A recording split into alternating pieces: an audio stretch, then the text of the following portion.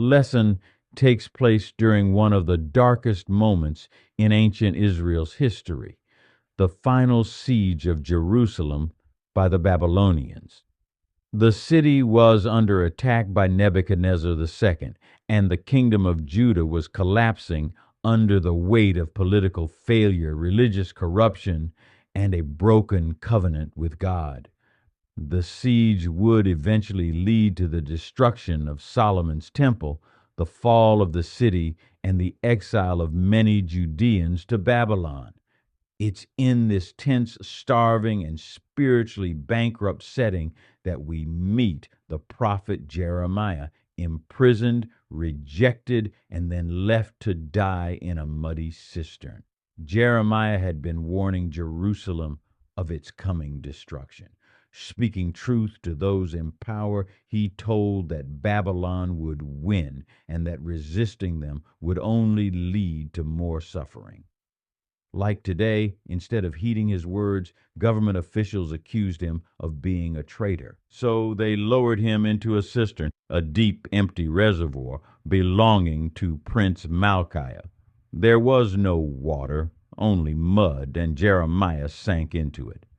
Imagine that, a man of God waist or chest deep in cold, thick sludge, left without food or drink in a city already starving. Now an unexpected hero, Ebed-Melech, an Ethiopian eunuch serving in the royal palace. He is not a prophet. He is not a priest. He's a foreigner and a eunuch, two qualities that placed him on the margins of Jewish society. Yet it is he who acts with compassion and courage. Verse 8 tells us he goes directly to the palace and speaks to King Zedekiah, appealing for Jeremiah's life. He doesn't make a religious argument. He doesn't say, "This is a prophet of God." Instead, he appeals to basic humanity. "My lord the king, these men have acted wickedly in all they have done to Jeremiah. He will die there of hunger, for there is no more bread in the city." Zedekiah gives him permission to act. And in verse 10, Ebed-Melech takes 30 men with him, likely both for protection and to safely carry out the rescue. The text pays attention to the details in verse 11. He gathers rags and worn-out clothes to cushion the ropes under Jeremiah's arms. Jeremiah was likely physically weak. He had no food or drink, so he would have been dehydrated and malnourished. This is more than a rescue. It's an act of mercy. They pulled Jeremiah up with ropes and lifted him out of the cistern. The prophet is saved and all, but perhaps more importantly, someone listened, someone acted, and someone chose compassion over fear. There can be faith in isolation. Just like Jeremiah in that cistern, we can find ourselves in places where we feel forgotten, stuck, isolated, or sinking in life's mud.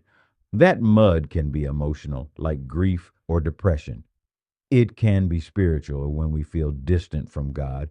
It can even be financial or social. Jeremiah reminds us that faith isn't the absence of suffering, it's the trust in God's purpose within it. Second, God raises up unexpected help. Ebed-Melech is not who you'd expect to be the hero of this story. He's a foreigner, he's a eunuch, but God uses him to deliver the prophet. That tells us two things. One, God can use anyone, no matter your background, past, or social standing. And two, we should never underestimate the value of those the world overlooks. Third, integrity comes with a cost. Jeremiah was thrown into a pit because he told the truth. Today, speaking truth, especially moral or spiritual truth, may not get us thrown into a literal cistern, but it can cost us in other ways. People lose jobs, relationships, reputations simply for standing firm. Like Jeremiah, we must remain faithful even when the cost is high. Who are the Ebed-Melechs around you, the quiet people doing courageous things? And more importantly, who are you being called to rescue? Maybe it's a coworker facing injustice, a family member weighed down with anxiety, a friend drowning in debt or addiction. And if you are the one in the mud today, and physically, spiritually, or emotionally, know this: God sees you. Oh, He has not abandoned you. He can send help from unexpected places, and He will lift you up. Even when the city is falling, even when the world feels like it's caving in, God is still moving. He is still rescuing, and He is still using ordinary people to carry out His extraordinary plans. That's the lesson for this week. Have a great week.